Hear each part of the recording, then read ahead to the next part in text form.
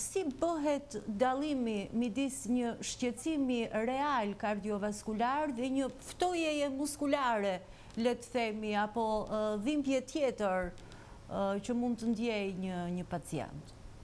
Pra kur duhet të shqetësohemi?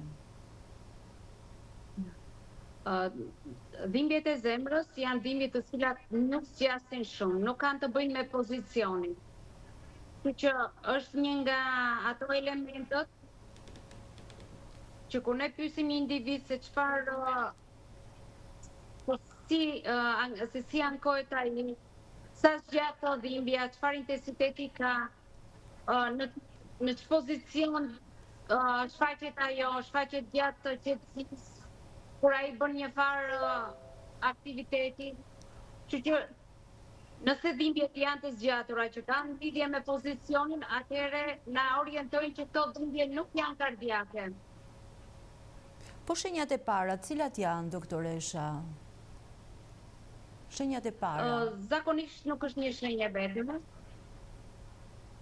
Mund të kemi dhimbje të gjoksit, e cila mund të përhapet në shpatullën e majt, mund të kemi lëpirje të krahut.